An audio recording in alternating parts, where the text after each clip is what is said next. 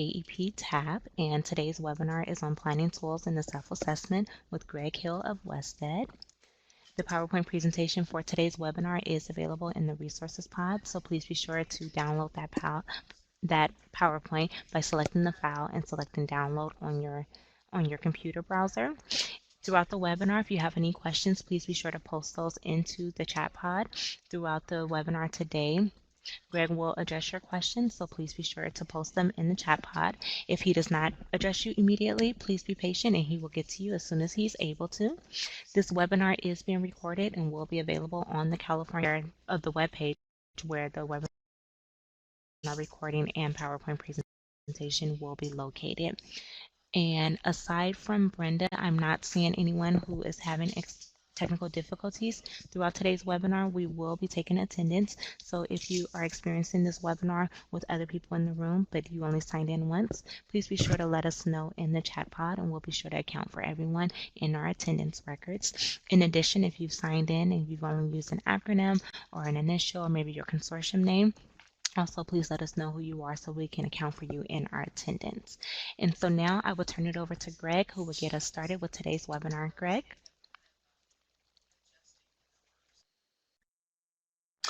Thanks, Veronica. Hi, everybody. My name is Greg Hill Jr. I'm with WestEd. For those of you who don't know me, I've spent a while supporting the AEBG, now formerly known as AEBG office, now AEP office for some time, and I'm pleased to say that I'm also a TAP,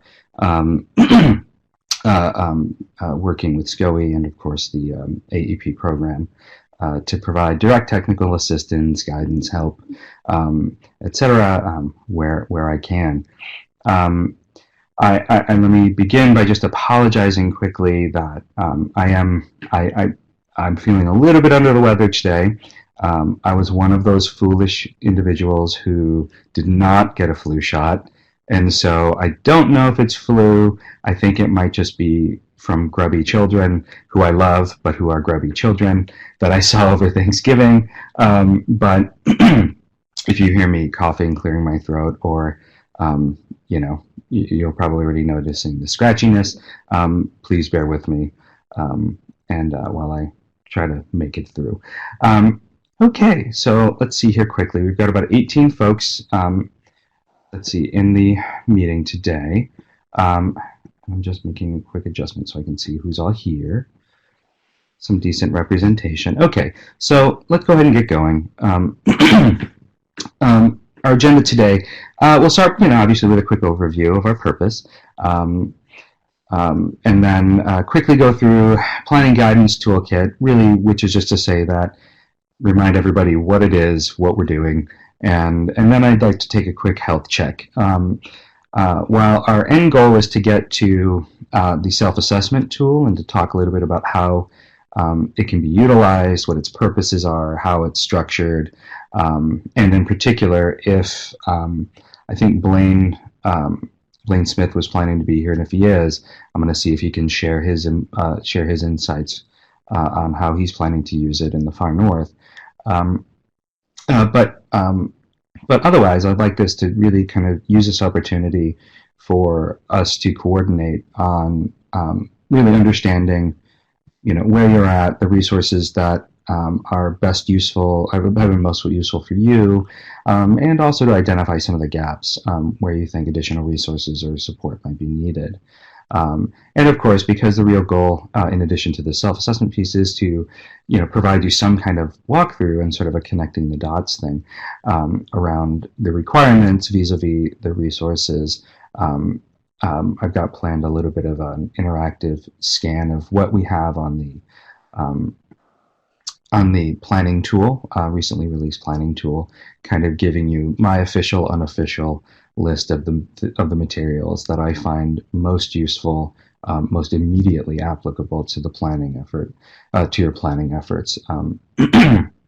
And while we do that, I'm going to try to take notes on Google so you'll be able to see it, and then hopefully by the end, depending on what we're able to get through, we'll have a document that represents all of my recommendations, but also the key recommendations that we get from all of you that we can then maybe refine and share with the field. So with that, let's go ahead and move to the next slide. Okay, as I said, as a way of a reminder, all the information you need with regard to the planning guidelines are posted. Oh goodness, am I covering something? So folks can't see anything, can you? I'm so sorry. Hold on one second.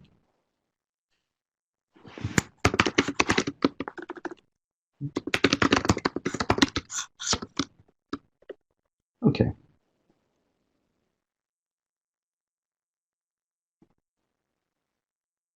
Oh, cool. All right. It's all on caled.org. Caladulted.org. Just look for the 3-year planning links. Remember, your plan has to have 4 sections, and there are 3 required tables. You need to collect all the information around regional service providers, progress indicators you'll need to identify based on your logic model, and of course, sources of funding. Narrative is 35 pages at most, or 21,000 words. These are not targets to shoot for. They're really just, please don't send any more than that, because it's a lot to go through. And finally, your plans must be submitted in Word and PDF by no later than June 7th. The Word version, the Word documents, the Word document rather, need only contain the narrative and assorted charts that are within the narrative. Appendices need not be included. So all of you overachievers who are already stressing about how to get your pages and pages of PDF appendix documents into a Word document, don't fear. You don't need to do it. Okay. Remember, just as a reminder, our 3-year planning approach has 4 sections, right? 1, pre-planning assessment, where you actually evaluate your own capacity, identify your partners, etc. 2, community needs and customers, understanding who you're serving, understanding what the regional labor market needs are. 3, the 3rd section and the 4th section really have to do with your action plans related to your findings from the first 2 phases. So identifying how and where you'll improve your programs, and various and identifying the strategies, outputs, outcomes related to that. And then finally, pilot and implementation. So this isn't necessarily your what comes immediately next, but in most cases it probably will be. Okay, quick cue for the guidance documents. Show of hands, as it were. Has everybody had an opportunity to go through these? Have they downloaded them? And go ahead and just put it in the chat, thumbs up or something like that, so I can get a sense of how thoroughly you need to get into it. Thank you. Seeing some yeses. Good, good, good. In retrospect, I realized this should have been an anonymous question, because now if anybody says no, right, all the other people are going to know. So I'm just going to take it as this. If you don't say yes, then it's a probably no or a maybe, or you're afraid to say, in which case that may warrant a little bit of a summary, but we won't obsess over it. And we'll just come back to it if we need to talk about the specific templates. But actually, you know what, as I'm thinking about it, let me ask this. In terms of the templates themselves, have you had any trouble going through them, identifying, the required tables, understanding how to use them, anything like that?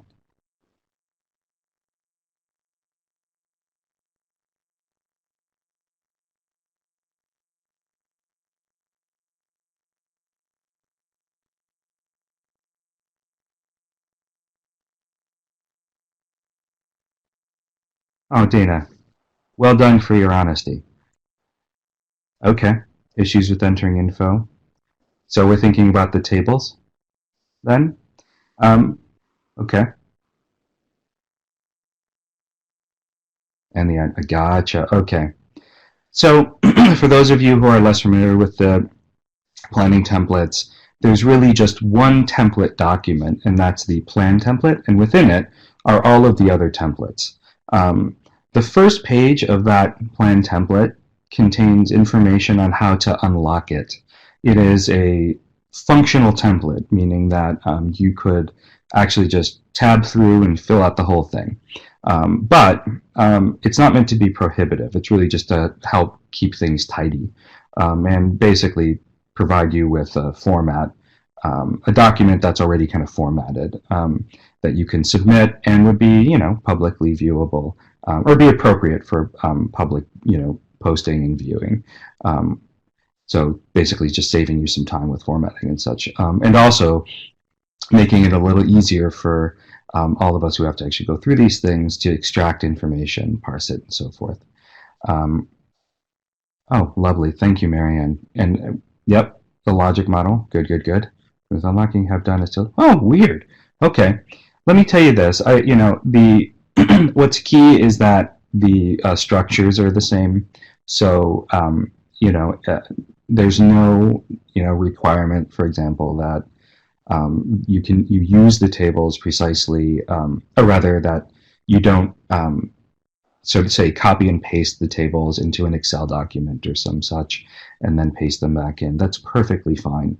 All that really matters is just that the fields, which is to say the columns, and sort of that the use of these fields are consistent. So really do feel free to put them into an Excel document, and cycle them around. If you'd like, I'm happy to do that as well for you, and would in fact recommend that for at least some of these that you do just that. Case in point, the table devoted to sources of funding. The state really is only asking for the aggregate numbers, but in order to really promote transparency and and thoroughness, I'd recommend either using that or adapting a tool to allow you to collect that level of detailed information for anybody who's providing services. Excellent. Okay. Perhaps if we have some time at the end of this, which I imagine we may, Marianne will talk about the logic model, do a quick overview. Friday's webinar is actually devoted just to that. And so, redundancy in this case is great, so don't worry about that. But for those of you who have never seen a logic model, really don't know how to use it, you'll really want to plan to attend on Friday as well. Okay.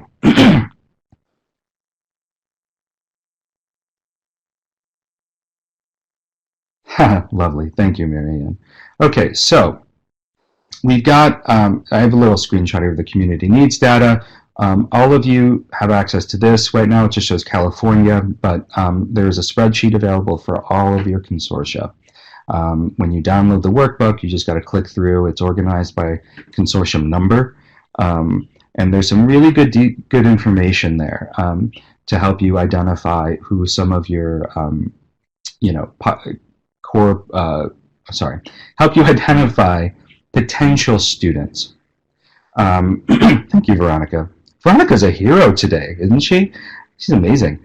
It's like she just knows what to do next immediately.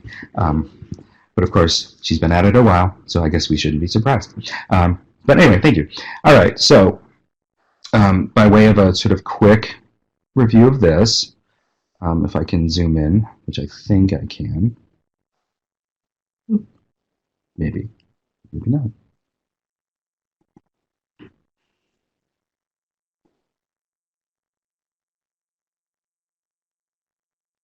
Well, we'll just use a pointer. Okay. So quickly, we've got the community needs data again for all of your consortium and for the state of California. We have estimated numbers and percent of the total, and we try to organize specifically around 3 big categories, which are the less than high school diploma or high school equivalency, some college but no degree. And then we have a few additional fields around unemployment. At or below poverty speaks English less than very well. Just as a kind of as a supporting set of references for contextualizing the data that you're finding in the first column as well as in the sort of core educational columns.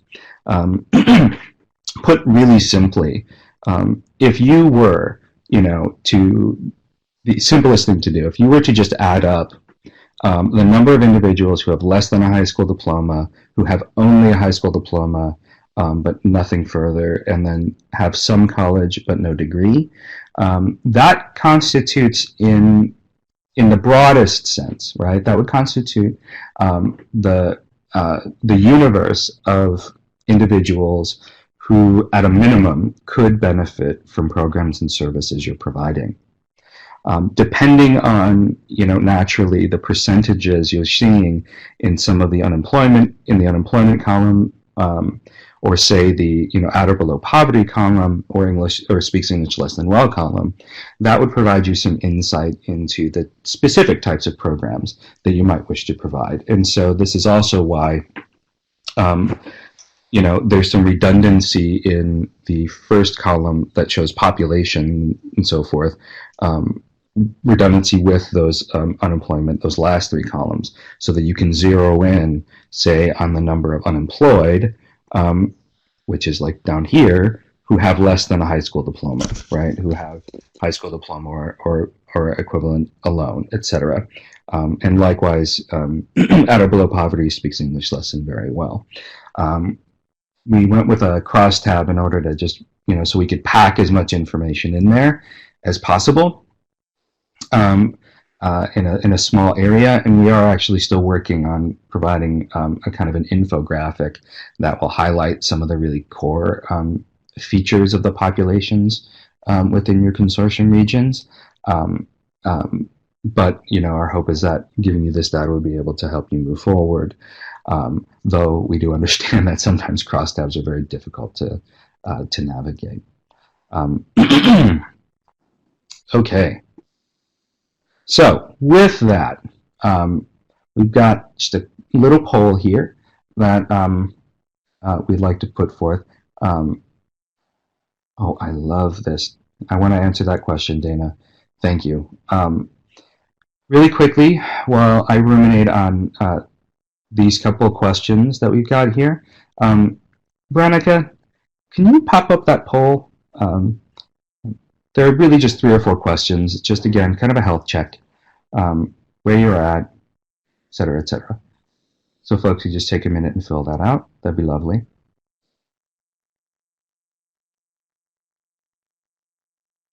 Good, good, good, good.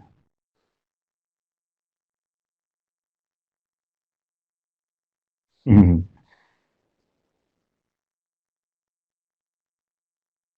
And Veronica, anybody who hits 5, kick them out immediately. No, I'm joking. I'm just kidding. Don't do that.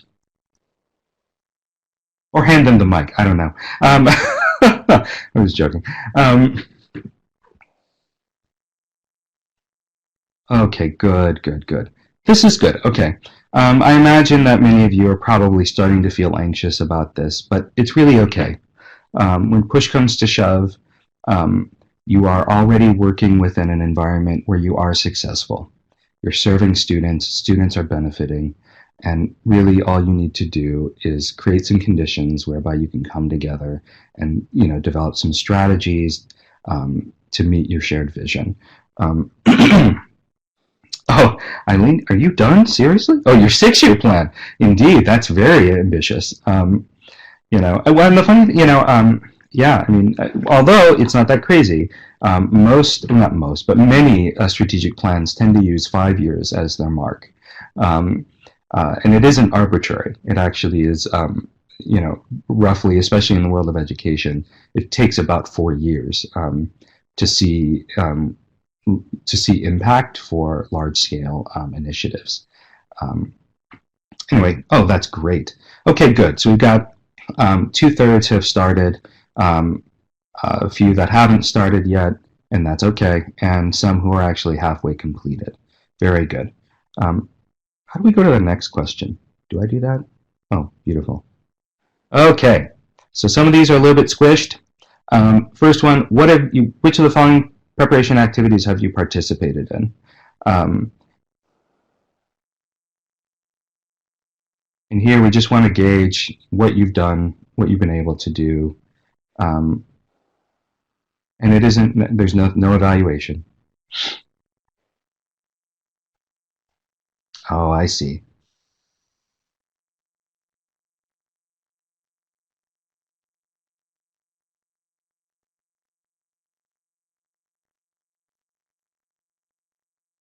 Good, good.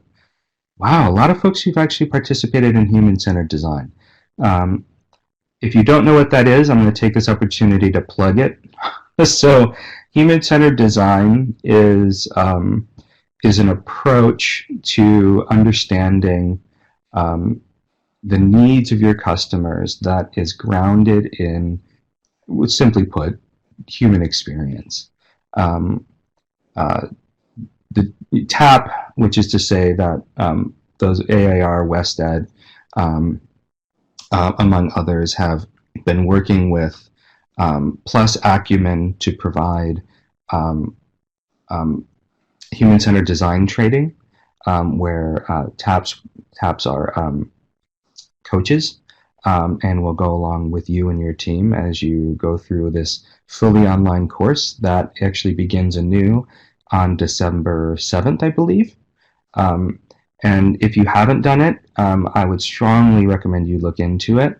You do need to join as a team, and so you'll want to try to put together, folks within your consortium who can go through it together. Or, and I do think this is a very real possibility, and I think would be a really interesting one for those of you who are in the position of leaders.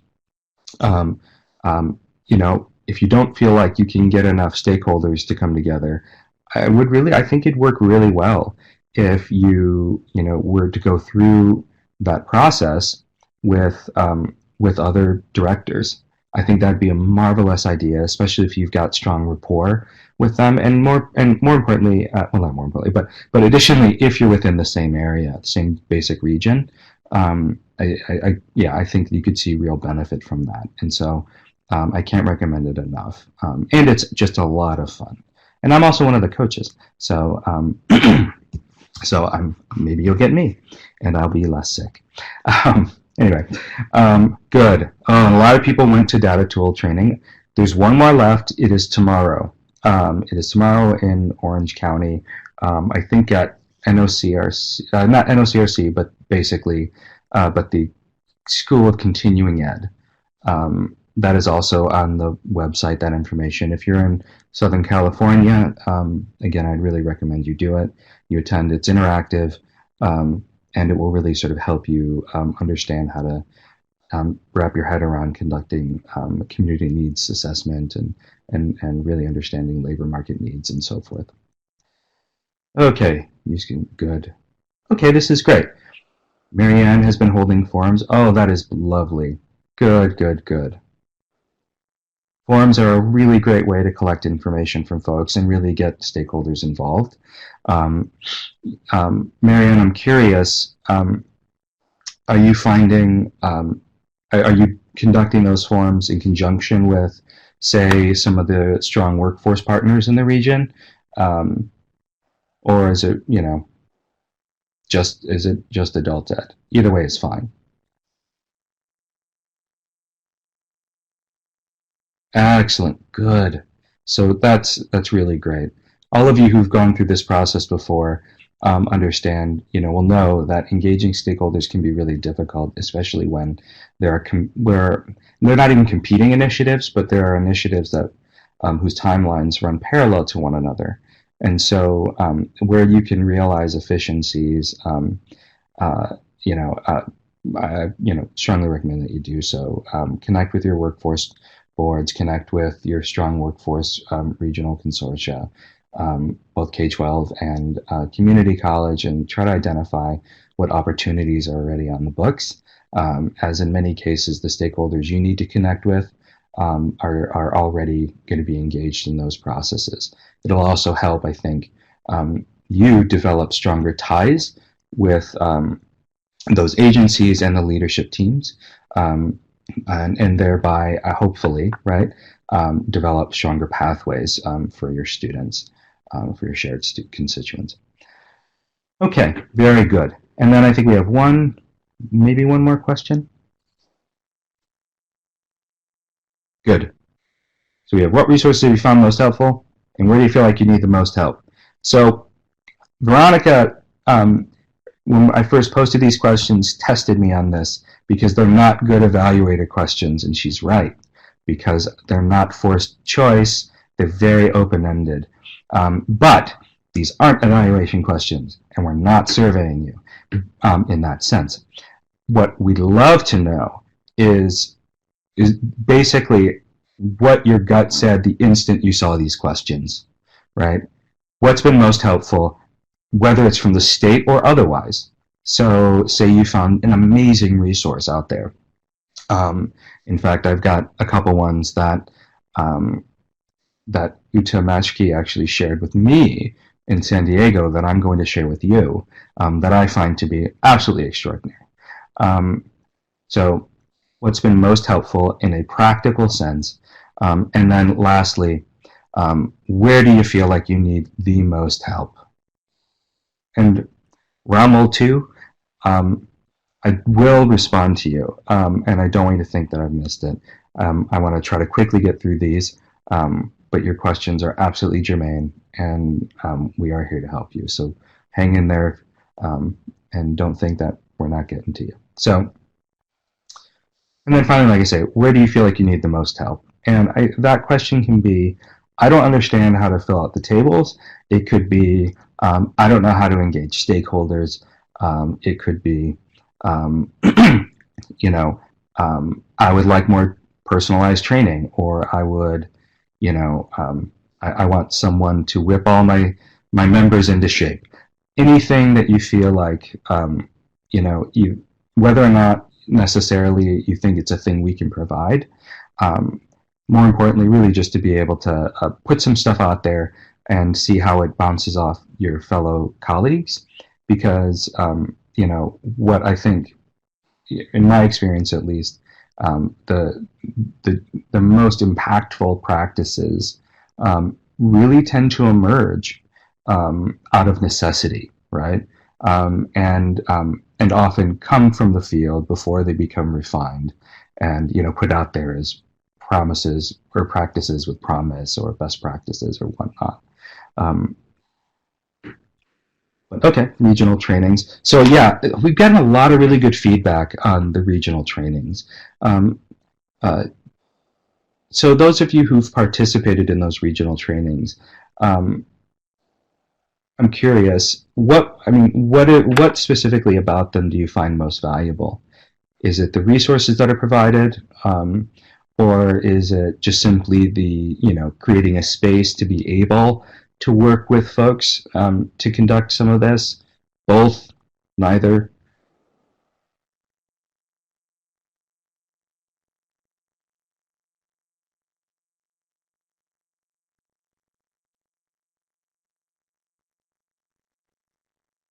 Oh, thank you, Marianne. I see.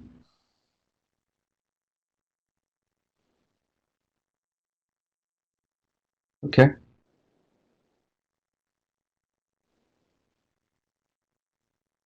Oh, interesting. Okay. So it sounds like there are at least a couple of folks who are still, and that's totally fine, you know, still reckoning with some of the policies and reporting. And funding on the year. Okay, good. Oh, good. Thank you. Good, good, good. I'm reading your responses. I don't think that I don't know if they're public or not, and I don't necessarily need to make them so, if they're not. But if you can't see responses, tell me, because then at least I'll, you know, try to summarize what we're seeing. Oh, beautiful. Branka. Hey, Branka. So I love this. Given access to your regional employment demand and supply data created by Centers of Excellence. Oh man, that I have to concur with you. That is very exciting, and they just released some new documents, or not documents, but I believe that the tool was just updated, and we'll actually pop over there in just a second. Okay, it seems like at a minimum, some examples on the templates would be helpful. Having templates, more guidance, good. Okay, I understand. That makes perfect sense. So then we're at 12:30. Let's see here. Qualitative nature of the good. Oh, good. I'm very glad. So then, here's what I think we should do. If this all jibes with all of you, I think we reverse the order. So we start. We go ahead and just quickly jump to the self-assessment, and we go through that, and I'll provide you some examples of. We'll talk through how to use it, what it can be used for, and where what it can't be used, what it really shouldn't be used for, and then we'll sort of jump back to talk through, see if we can't zero in a little bit on the templates, and I think some of the key resources on that resource page, because I know there's a lot there. But when I look at it, I know there are really just 5 or 6 things that I know that I would need in order to develop a plan, and everything else is gravy. And but yeah, anyway, so okay. So before we move on, again, Rommel, I haven't forgotten, and Dana, I love this question of what level of detail do we need when looking at the data, and my short answer is you need at least 2 levels, right? One is the 30,000, well, actually potentially 3, but we'll just say for now 2, right? One, consortium level. As you know, how is your consortium faring relative to the funding, say, you've been provided? So on and so forth. What is the broader need within the consortium? Because, right, your goal is to ultimately work together to build those pathways and support students. The reason why the consortium boundaries, by the way, are important are because not just, well, honestly, simply put, they define your funding, which is to say that your constituents are already paying for it in one form or another. And so while it's important to be able to look across boundaries, and in many cases agencies are positioned, say, much closer to, say, the center of a different consortium, it makes perfect sense to be looking for students in a radius around your agencies. But it's really important to remember that your primary responsibility is to those individuals who, again, have already paid for the services through their tax dollars and so forth. The second level of detail is, of course, the agency level, right? And that is a piece I know that many folks really struggle with. It's difficult, even for us, working with the state, to even enumerate the number of agencies who are providing services, let alone fully, articulate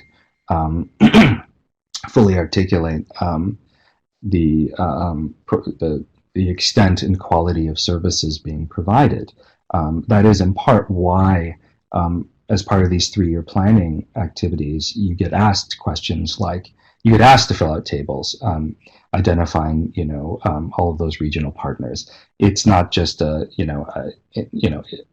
well, I can't say in every case. I can say certainly for my part, when I participate in the development of these templates, which in this case I did, we really wanted to try to collect as much information as possible with as little, that would be the lowest administrative burden as possible to all of you. But anyway, so that would be the second level. And, at a minimum, what I'd be wanting to do in your shoes is comparing a few things. One, how does my agency, am I serving how do the demographics look within, say, a 3 to 10 mile radius 3 to 15 mile radius around my agency. How do they compare to the rest of the consortium? How does my enrollment compare with the demographics of the folks within that radius? So it's not necessarily a requirement that your enrollment proportionally mirror the population within the radius you define. But if it doesn't, you should want to know why, right? I would also be looking at, and when I mentioned that third level, I'd also be looking at relative averages across the state. So that would be the super high level, but just putting that out there. But before we move away from the individual agency level, the other thing that I would really try to do in your shoes is identify agencies who have, and I mean agencies. Consortium are great too. You can do this at a consortium level, but I think that you'll get the best benefit by really thinking agency level for this. Trying to identify agencies that have similar demographic characteristics with regard to like the populations they're serving, and and similar enrollment numbers, as well as geographical placement. So rural, urban, Southern California, Northern California, and you can do same, or you can kind of mix it up a little bit, but we're often put in this position to have to learn to collaborate with agencies who are very good at what they do, but who do something in many cases that is still very different than what it is, say, your individual agency might be doing. And so while there are definitely opportunities to learn, the learning curve is much bigger. And so for those of you struggling, especially smaller agencies, with figuring out, how do I plan for the next 3 years such that my agencies and my students will benefit the most. I think you're going to learn a lot by connecting with other agencies who are in similar predicaments. Anyway, so that's my relatively short answer. Sorry. Okay, on to self-assessment. So those of you who, I'm assuming you've had an opportunity to download the self-assessment. I think the link's in there somewhere, so we're going to hop right into it. Overview. Okay. The self-assessment tool is designed to provide consortium members an opportunity to analyze the quality of their programs, and it also serves as a roadmap for program improvement in relation to 5 areas, right? Capacity, connection, entry, progress, completion, and transition. Those of you who work in community college realm will likely recognize 2 through 5 here, all correspond to something you've heard before, namely the loss momentum framework by completion by design. For those of you unfamiliar with that, the loss momentum framework is essentially a way of, how can I put it really, a way of organizing sort of program initiatives and programs that's student focused and is designed to improve persistence and completion. And so if you're unfamiliar with it, just poke around on the internet, and I think you'll actually start to see a number of colleges have tried it out, and there's some really interesting reports out there on the success of those initiatives, so on and so forth. We added capacity here because it is such a pervasive challenge for so many of you out in the field, and because capacity, some agencies, depending on the programs and services provided, have many more resources to deploy than others, and so we wanted to be able to ensure that folks have a lens through which, a shared lens through which to really evaluate the parity of resource allocations relative to those dimensions. Anyway, Oh goodness, I don't know what happened there. Okay, it is designed to help consortia / members with at least three things, right? Engaging your key stakeholders in conversations about program quality and continuous improvement, and helping to encourage them to consider the ways they might better support adult education programs and services. Um, it is also designed to help with generating action plans to identify professional development opportunities and technical assistance support needed, as well as for creating opportunities, for more meaningful, open and meaningful partnerships among your agencies. I almost had a few other points here that said what it is not, but I will tell you quickly what it really is not designed to do. It is not designed to be a stick, as those of us involved in sort of this development of it, which is, say, the AEP field team. It's not intended to be used to sort of punish ineffective members, or even necessarily to be used as proof of their ineffectiveness. It's really a formative tool to help you identify gaps so that you can talk about them and ideally develop shared strategies to address them. In my experience, both in actually in a number of different fields, I always try to begin when I'm engaging with other folks with the assumption that everybody knows what they're doing, more or less, and the context within which they have to operate is absolutely always going to be different than mine. And so before you can reasonably talk about make comparisons around effectiveness and so on and so forth, or you really have to do the hard work of contextualizing, and that only really happens through open discussion. And so while there's certainly, there are numbers involved here, and it really, on the face of, say, something like a self-assessment, it seems like it might lend itself, for use in sort of punitive measures. I think it's not designed to do it, number one, and it certainly isn't equated to do that, right? But more importantly, I think that trying to use it that way, without at least going through and utilizing it as a way to identify what your shared assumptions about effectiveness are, I think will end up probably doing more damage than good in the long run. Anyway, moving on. Okay. Anatomy of the self-assessment. So for each of those 5 areas, we're calling basically the quality indicators, right? So we have quality indicator for capacity, and where the quality indicator is capacity, or those different 5 areas. Pardon me. Each one identifies a key concept.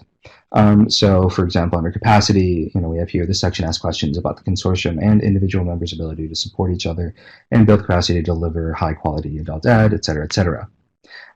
Beneath here, we have, you could call them measures if you would, but let's use that nomenclature for now, although just keep in mind that, they're not punitive measures, right? Followed by what would effectively be evidence, right? So if we have 1.1 is, okay, the consortium maintains effective collaborative processes for planning, implementation, and accountability, right? Evidence of that might be seen in a few different ways, right? And so what we have beneath each one of those are, we've enumerated pieces of evidence that would strongly, either strongly indicate strength or weakness, or actually probably more accurately, probably, how can I put it? I think development phase. So, and I would encourage you to think along those lines. If, say, you fill this out and, agencies are, or, your consortium or individual agencies, are, have a lot of fives, then I would say you'd be considered a mature consortium or agency. I think if you're getting lots of threes and twos, that you're sort of an in process, right, agency, or consortium. And then of course ones and twos would be, you're just at the outset. You're just getting going. And if you think about it in those terms instead of uh, good and bad, I think that you'll find the conversations will go better. But anyway, in order to sort of help with placing your agency or your consortium along these scales, we provide examples of what might be a level 1, what might be a level 3, what might be a level 5. 5, by the way, is good in this scenario. So with regard to this, are you maintaining effective collaborative processes for planning and so forth? Evidence of lack thereof, right, would be that you don't have any staff positions charged with consortium management, right? Evidence of maybe, you're just kind of getting, developing into a more mature agency, but have yet to really develop into a fully fledged mature agency, would be that, yes, you do have some staff positions, but they're only part-time, or they don't add up to a full 1 FTE, something along those lines. These aren't necessarily mutually exclusive. They're really just examples. And so you should feel free to kind of think about them more broadly within your particular environment, right? So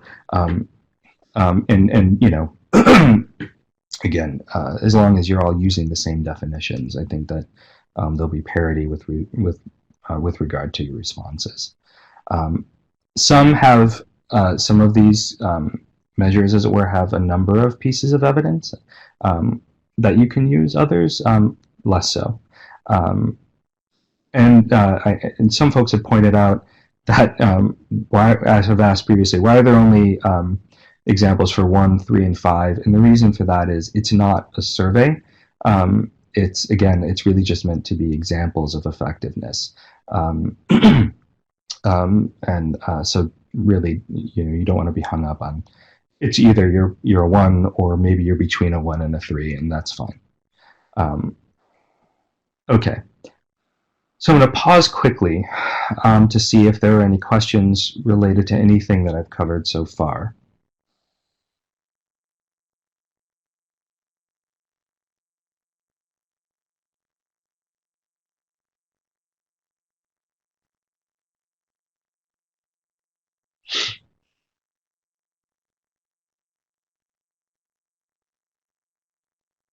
Either there are no questions or everyone is asleep. In which case, I'm so sorry. Okay. Steps to using it. Really, this is not rocket science, but step 1, determine the areas for assessment and form your self-assessment teams. Right? So just because there are 5 sections, that doesn't necessarily mean you have to do all 5. Right? You can. That's great. They're not that long, but maybe you already know where you want to focus. Alternately, say you want to have different teams work on different aspects. So the self-assessment was really designed for consortium and consortium members, right? There are some questions that are absolutely consortium level, but could easily be adapted to describe individual agency workings, if that's how you'd like to use it. And in some cases, vice versa, but more often than not, it will go the one way but not the other. I've heard of some folks wanting to use the assessment with sub-teams by role. And I think it can be used that way, provided that there's some care given to understanding which questions and which groups of questions are going to apply most. to individuals within that role, which ones aren't, and also so long as the individuals who are participating in it have a thorough enough understanding of the workings of your consortium or your consortium agencies to be able to answer the prompts. If you're finding, if you deploy this and you find that you're getting a lot of people saying, I don't know how to answer this, I don't have the right answers, I don't know, I don't even know what this means, that means one of two things, right? One, either you've got the right audience, but that's an area where collectively all of you need to probably have some discussion about, pardon me, or maybe you don't have the right audience. And so, before embarking upon, utilizing it, within your consortium, and particularly if you're planning to use it with stakeholders that are not agency leads, who have the sort of full purview, right, of how, of your consortium workings, really do be sure to go through and perhaps do some preliminary scaling so that you can understand, so the folks don't feel stymied. Okay, second, conduct your self-assessment and share the results with stakeholders and planning teams. So this self-assessment process, especially if it's intended for formative to help with a formative planning, really shouldn't be a thing that you do behind closed doors. It should be open and and everyone should feel okay about saying, where they feel like their strengths are and where their weaknesses are. Ideally, in fact, right, this would be followed up with a more comprehensive review of your overall strengths and weaknesses, say, using a SWOT analysis. But you don't necessarily have to do that.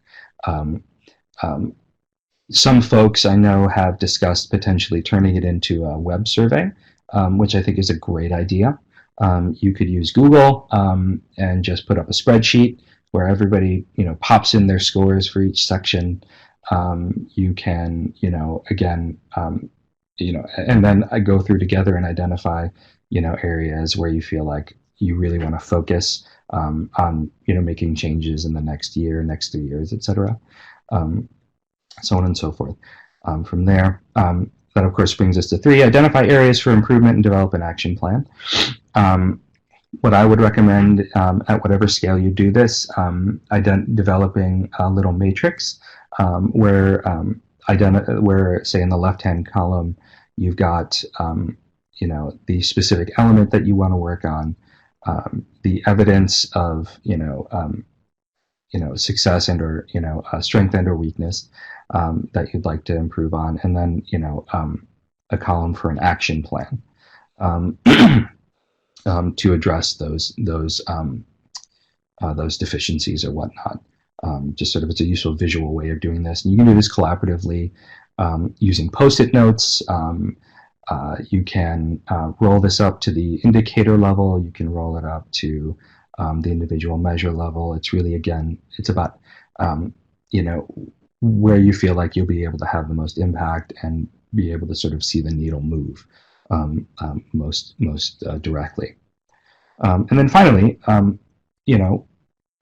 and this would be further down the line, evaluate the success of these action plans, right? And so, again, make them public, identify where you'd like to make those changes, communicate that publicly and collaboratively, and then have a plan to check whether you're actually achieving those goals. And all of that, again, ties really neatly into your pre-planning as well as the logic modeling that all of you will be asked to do. Before I do that, let's see, is Blaine on? Let me look here. Blaine, if you're on, go ahead and text. If not, no worries. Okay, looks like Blaine's not on. So, so that's the sort of high level on how to use the assessment. So what questions? I mean, folks, I feel like must have some questions about this. Um,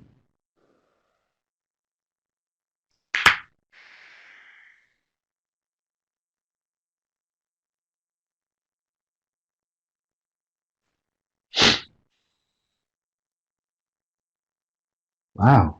So then everybody feels okay about the self-assessment tool, like how to use it. I feel really bad. Otherwise, all of you are just waiting for me to stop this portion, which is totally fine. Um,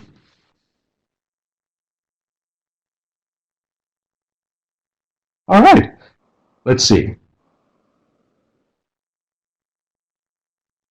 Let me just take a minute here.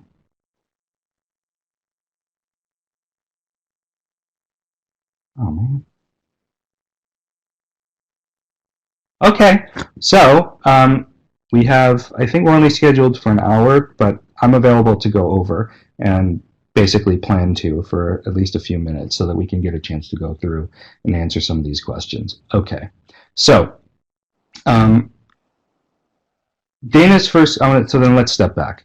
Dana's original question, right, had to do with the level of data, right? Whether it's the appropriate level, so on and so forth. Dana, let me ask you this. You know, did you feel like that answer's been that answer's been questioned? That question has been answered, or would you like some additional detail? And if so, and of course, others hop in on this. And I have a resource I want to share with you, a couple of them actually, so around that process.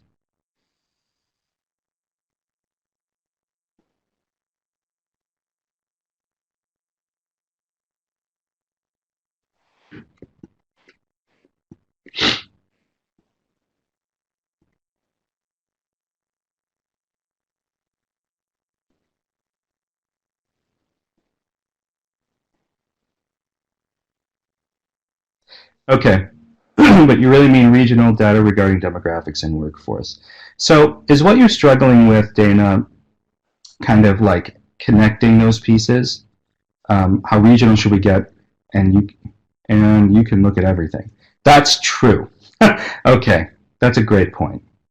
Um, and there is no one size fits all for that. Um, but gosh, it's going to depend. And I think it'll depend largely on the makeup of your consortium, especially relative to community college versus adult schools. Um, so um, the value of looking regionally, right, is that you're able to better than leverage. Well, one, it helps the shared vision, right? And so I guess that's the first piece, right? So before you start digging too much into data and going down rabbit holes, start with what you know, right?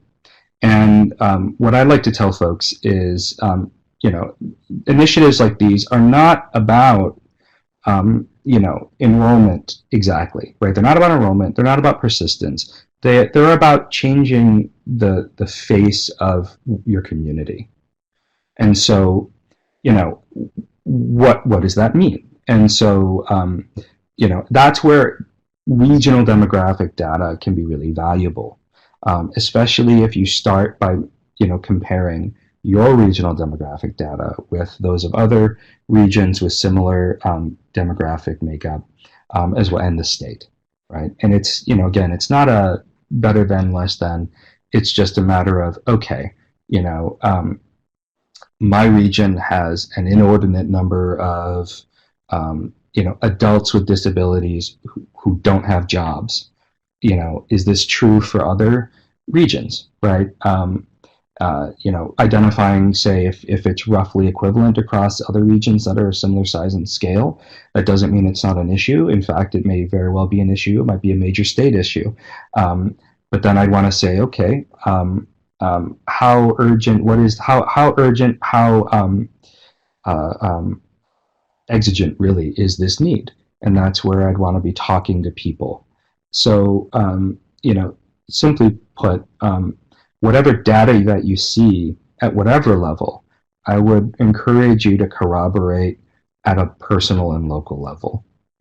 Um, data can tell you what are, but they can't tell you why things are the way they are. And you're really only going to be able to get that by talking to folks.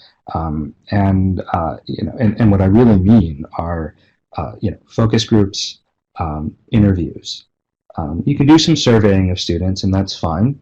But there's really nothing more compelling, and I think more rich, I think, than talking to individuals, your stakeholders, and your students. I think you glean a lot more in terms of being able to truly understand how to shape your initiatives by talking to folks than you do trying to make decisions just based on data.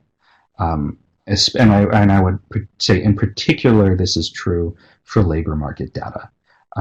Engage your workforce development boards around, to really understand where the gaps are. FYI, it really isn't just where people get jobs. You want to be looking at what, what your imports are, right? What your exports are. In other words, what kinds of jobs could you actually, or resources could you basically develop within, your own region, as opposed to having to import those skills, right? That actually tells you something about longevity, right? The same thing with export. Where do you see demand for services, for workers, et cetera, that you're actually able to supply relative to the resources you have available, et cetera, et cetera. Okay.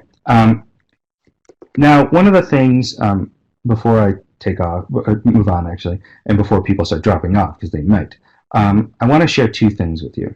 The first is this. You may have to register for it, and I'm going to share my screen here, but it's free. There's no problem with it.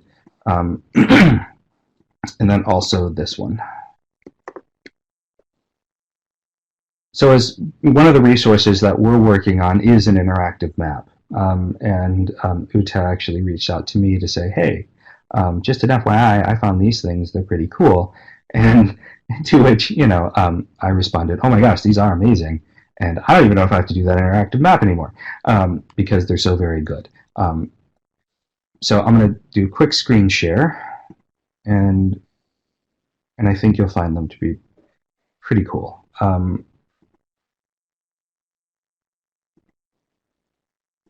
So this is the first one. All right. Can all of you see this? Because maybe. No, actually, hold on. Whenever this happens, I never really know what happens to the chat and so forth. Ah, beautiful. Okay. So this is a community attributes interactive map. And yes, it says Seattle right now, but you can actually go to California, where it provides all sorts of really interesting information, much of which, personally, I would have actively and still plan to show, depending on if what folks identify the needs are. So for the state of California, it shows things like, yes, population, at-home languages, sex, age, economic information, educational levels, as well as some interesting data around health. Now, I know many of you are thinking, well, I don't care about this, the state's great, that's cool, but, I need to get much more granular. And as it happens, you can. So let's say I wanted to just, you can put in an address, but I'm just going to look up Los Angeles. Et voila. And so I zero in here, and lo and behold, my numbers begin to change, right? I also have the option of adding demographic layers to this. So let's say I want to know, the proportion who have a limited English proficiency within the area I'm looking at. And by the way, when I say you can find a location, you can put in your agency's location, and it will take you right there, right? Or you just click on that thing, and it tells you where you are. It'll take you there too. You can zoom in, you can zoom out. Um, and actually, hang on. So I'm just zooming in just a little bit here, and I want to, let's say I want to look at Los Angeles in the Boyle Heights neighborhood. So we can see there's a fair number of folks with limited English proficiency. Um, I can also toggle by poverty, right? So then, okay, so if I'm looking limited English, poverty, I mean, so this neighborhood here actually looks pretty bad. Education level, so on and so forth. What's particularly cool, though, is that wherever you are, at whatever grain size you're at, you can identify a radius. You can define the radius on your own. It's the data here is at the census tract level, which isn't the smallest you can go. I want to say that I forget if it's 10,000 or 100,000, which of course is a vast difference, but I'm a little under the weather, so give me a break. But it'd be lovely to be able to get down to the block level or the block group level, but census tract is generally about as small as you can get, while remaining still pretty accurate. In other words, there's still a decent a reasonable confidence interval or whatever. So anyway, you can have a free-form area where it's, I want whatever, and it'll basically just capture the information, any of the census tract areas that you captured, it will grab it, and all of the numbers here will adjust. And so it actually provides a pretty neat high-level view of some of the elements that you really want to understand about your populations.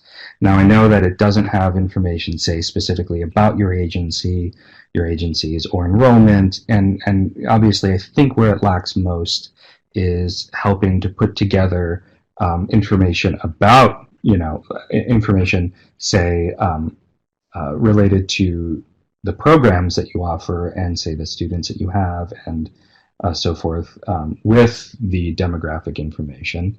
But it's probably one of the better resources I've seen out there, and it's free.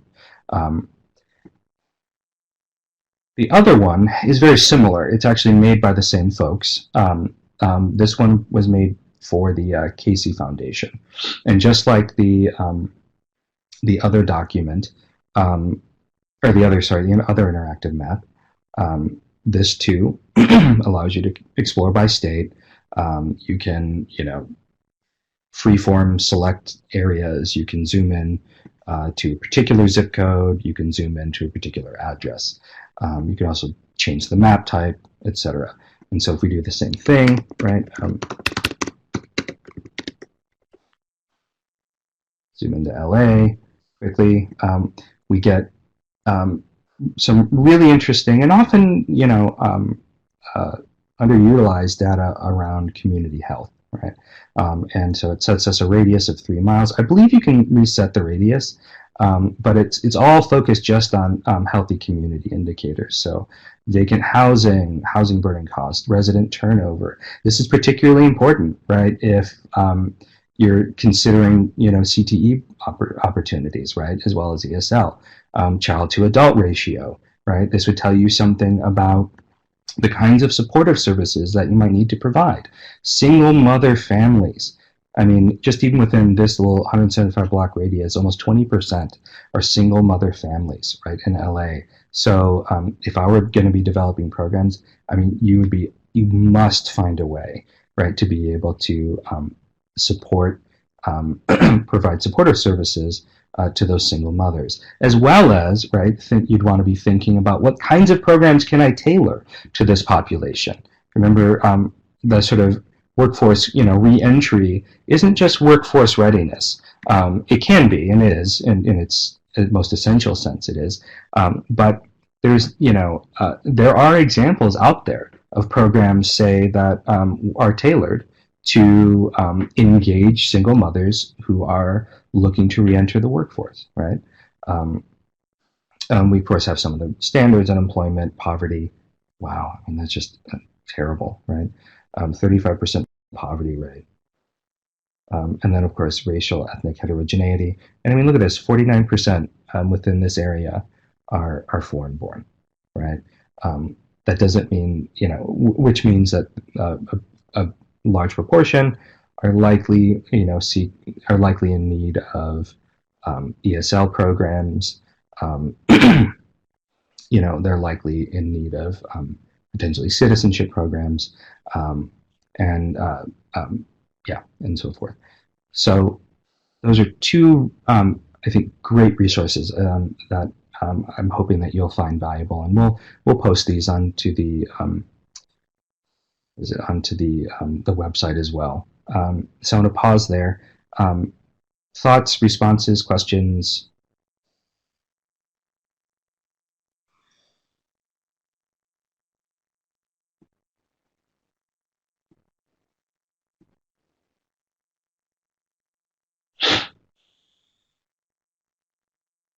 Okay, let's see.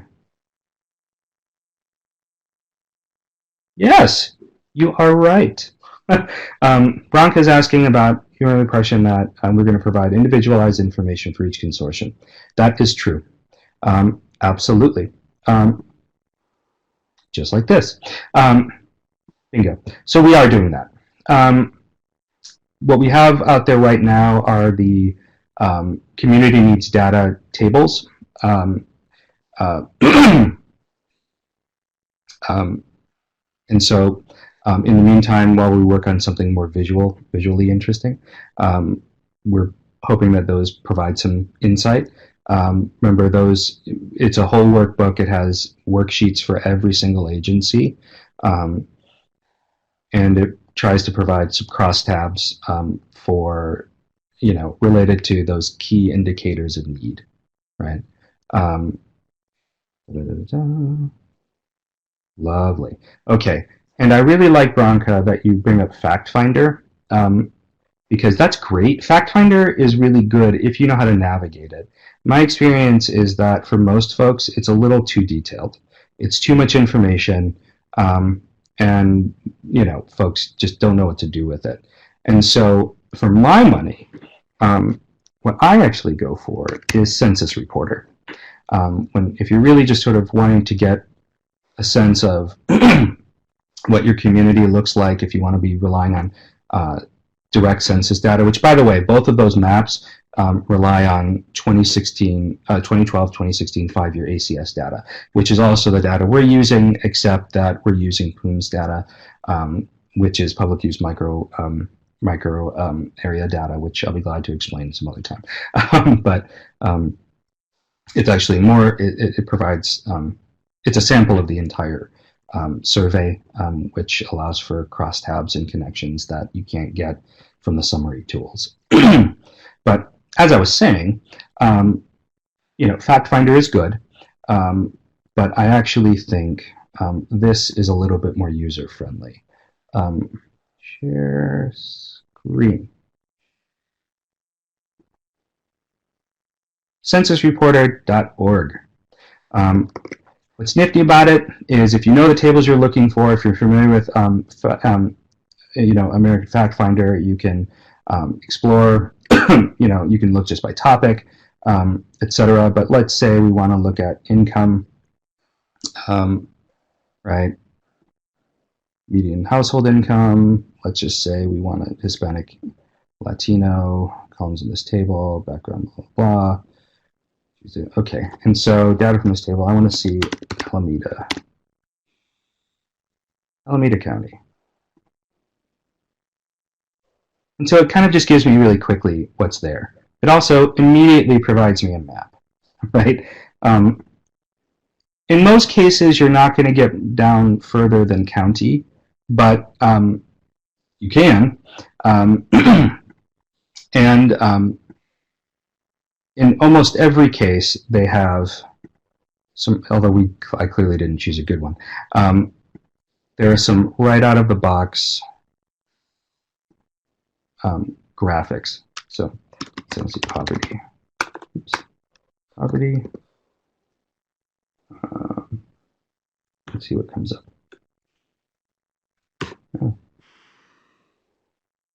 Oh, you know what? Actually, educational attainment. That's better.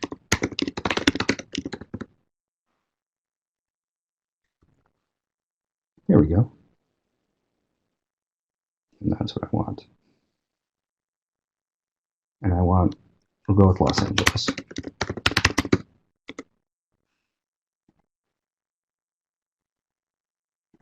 Again, we've got our map here. I can toggle between any of these, not in the labor force, but a high school graduate, right? Folks just in equivalency. I can add more places for comparison. I can change the table. I can show distribution, although that's probably less easy to navigate. But most importantly, you can download the data, and you can do so as a CSV or a shapefile, GeoJSON or a shapefile. So if you're, able to cleverly navigate Tableau or some of those other resources out there for data visualization, this is a thing you can use at the local level to sort of augment what you're doing in those areas. Again, it's going to be limited by what's available. At a minimum, the American Fact Finder / U.S. Census, and so summary tables are available. They go down as, I think, some go down to block group, some go down to block level, but most of the data you're going to find is going to stop at about census tract if you need that.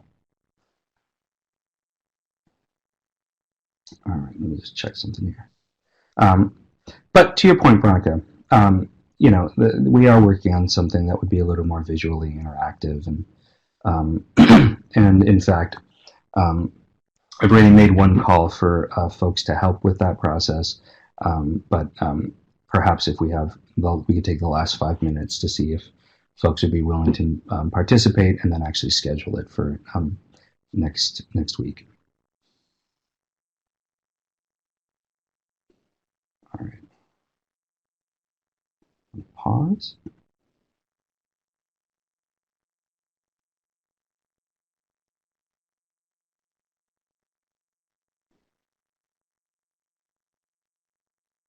Oh, good. I'm glad.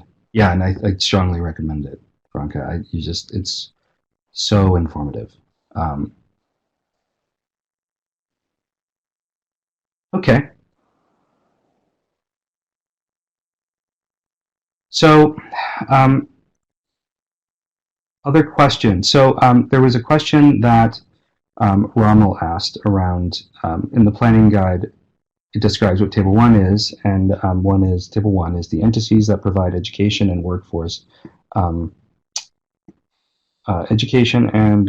services to adults in the region with current levels and types of programs in the service. Yes, in the region.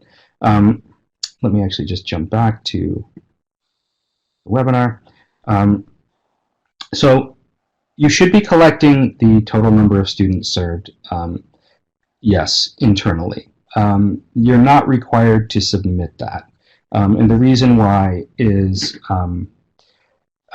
if if you're funded through AEP, then that data should be already in TE. If you're not funded by TE, or is funded by AEP programs or funding, then yeah, then I would say for your internal purposes, you'd really want to collect that info. In particular, I would recommend, maybe developing a kind of matrix that you can use internally in order to capture and share out programs, the programs that you offer across agencies, and the sort of levels of service, levels and types of services, right? In the Table 1, it's really just a checkbox. But for your own internal planning, it would be good to know, right? Say if there's a library offering entry-level ESL, services, you would want to make sure you understand, well, what proportion of the population of need, right, are they serving, right? Because then it'll determine, ultimately, or help identify where you want to put your resources, and and also ideally help reduce some redundancy. So Rama, does that answer your question?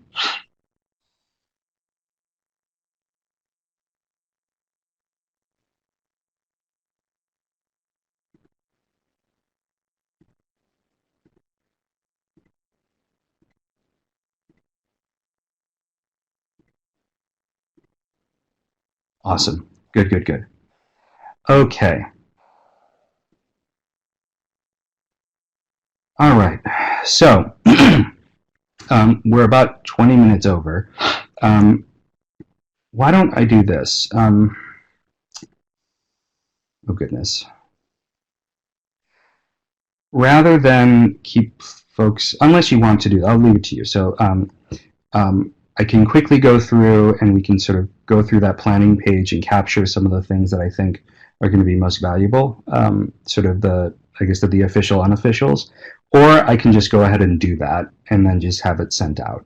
And then we can, if folks are amenable to it, just use the last, another 5 minutes if you're willing to hang out to sort of pull together those teams, around data collection, or not data collection, I'm sorry, the additional sort of community needs resources that that Branka, for example, had mentioned.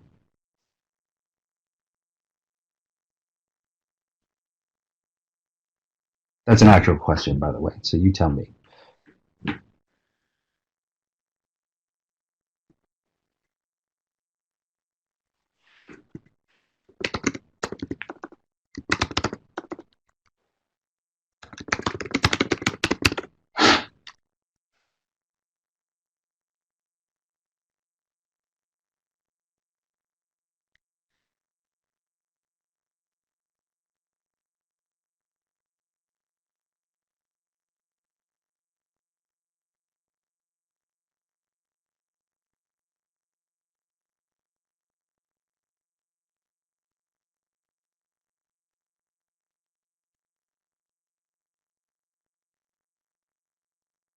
Oh my gosh, the silence is deafening.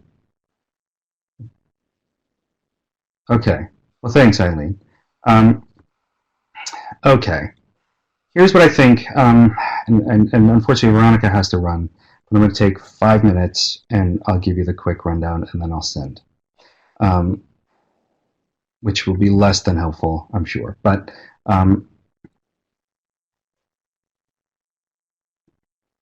well, not as helpful as it could be, but it's worth a shot at least. All right. Here is my cheat sheet. We do a quick share. Again, Veronica, if you can hang for 5.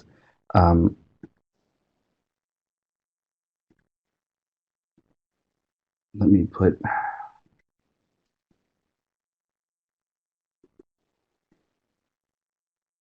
Shoot.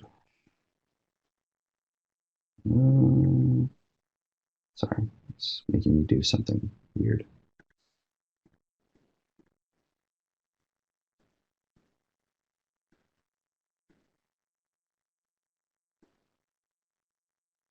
Okay, fine.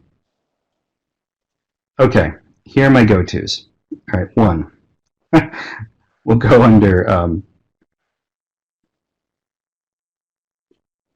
all right. When you start scrolling through the planning tool, you see a lot related to these trainings and courses. It's important stuff. Absolutely check them out. Also, there are a number of other events and trainings that, in some cases, are much more comprehensive and much more related to the quality of instruction that you're looking to provide. On the events page. And so just because it's not listed under the planning tool doesn't mean it's not a really valuable resource. But in my mind, what I would do is kind of compartmentalize around, okay, events and training, so stuff I want to take time to learn versus resources I need to get moving. And so what I'm going to do right now is really focus on resources you need to get moving, right? And leave it to you based on what's next to zoom in on the opportunities available for additional training. Okay, 1, pre-planning assessment. Let's go and scan there. All right, again, a lot of the training, assessment training, da-da-da-da-da. These are great reports, absolutely read them, but honestly, this is the one. There are 2 documents here. Center of Excellence making use of labor market data. This will tell you how to find labor market info and how to make sense of it. It was designed with community colleges in mind, but it's absolutely applicable, and it's kind of a novice's guide. Even if you are pretty good at it, it's still worth a look, and certainly something you can disseminate to everyone in your consortium that they will understand. Okay?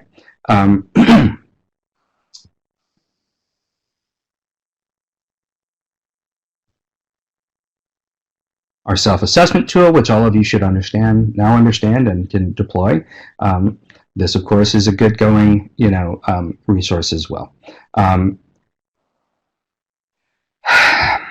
The maps we shared, as well as the today, as well as the data, will be valuable. The data worksheets will be valuable. I think that the strong workforce plans, these data and analytics, there could be some value here, but you could really easily suffer information overload if you try to dig too deeply into all this too soon.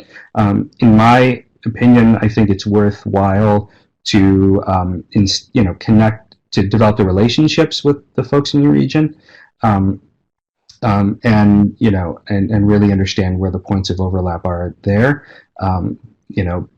potentially before trying to read their super long, strong workforce plans. Also, it's at they're really high levels, so it may actually just be really confounding and confusing, or even just frustrating. You've got the guidance, you've got the template, and you know already how to unlock them and how to use them, right? So we'll leave those for the time being. Community need. Oh, actually, yeah, that's right. So community need. Centers of Excellence LMI reports are outstanding. There are a lot of them, though. I think that you're probably, if you have, how can I put this? If you're already familiar with how to use some of these resources, then great, go to them. Otherwise, I actually think that the Centers of Excellence supply and demand tools may be a little bit more useful. I think one of them is password protected, if not both. But both of them are, they're 2 tools. They're both spreadsheets, and they allow you to sort of drill down and toggle and so forth. But before trying to make use of those, really do try to understand, read that first document that I mentioned about labor market information, where to find it. Because again, there's a lot of info there, and say, for example, understanding the relationship between, was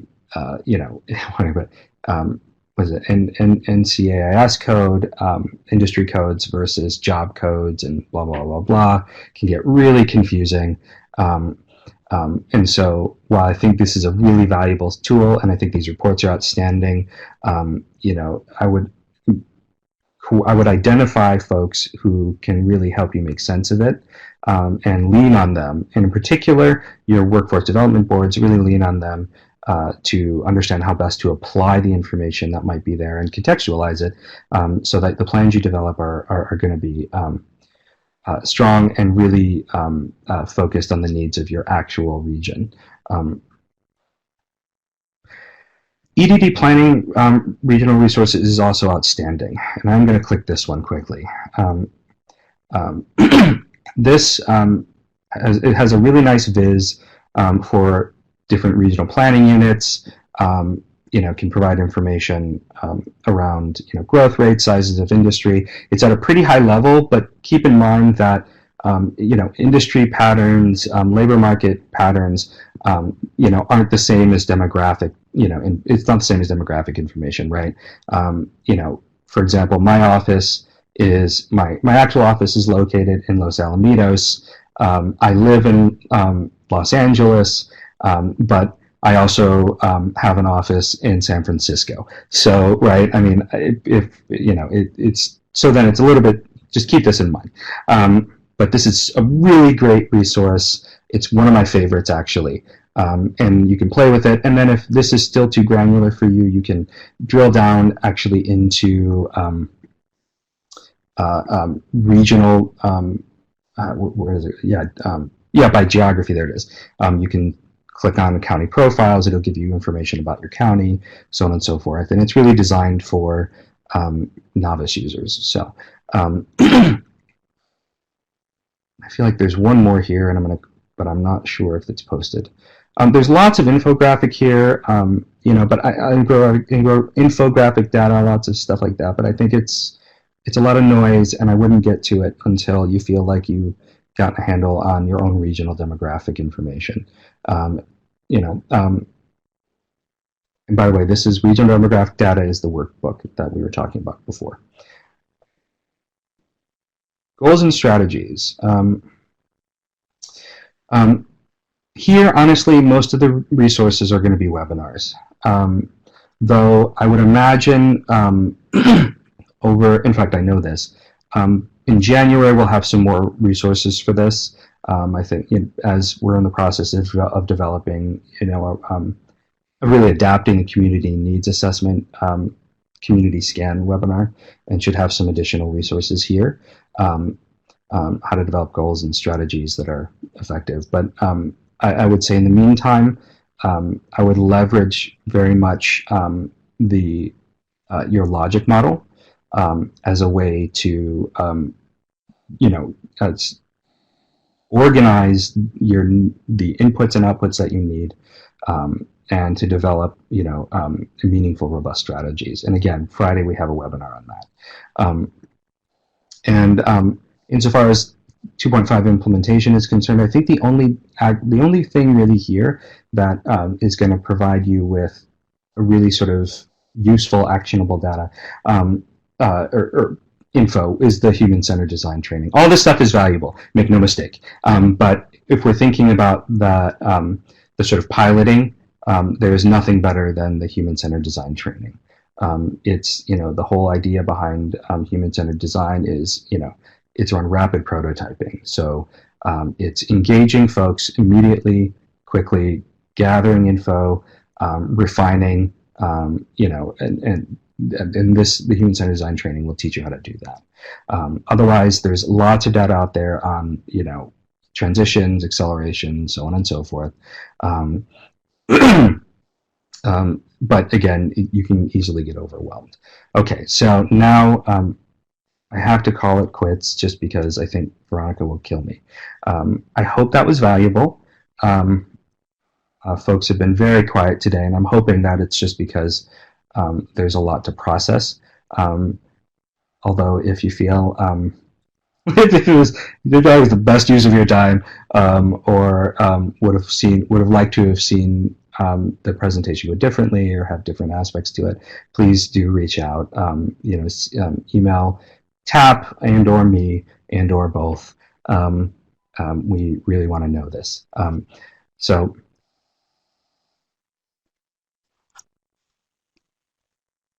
okay, Veronica, I think if you're still on, I think we can close.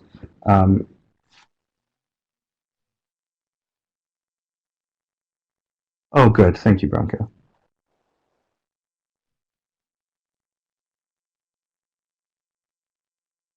And yes, as a reminder, we do have a mini-series in January. Thank you. Okay, great. Thank you so much. I'm just going to keep the line open until everybody drops off, just to make sure. But again, feel free to reach out with any questions. We're really here to help, so we want to know how you're doing. All right, thank you, Greg, and thank you everyone for attending today's webinar and for hanging on, although we went past time. On Friday, Greg will be back for the logic modeling webinar, so please be sure to register for that webinar. In addition, we do have the webinar series in January. We also have the Human-Centered Design third cohort launch webinar, which will take place on December the 7th. So please be sure to register for all of the upcoming webinars as it relates to assisting you in your 3-year planning process.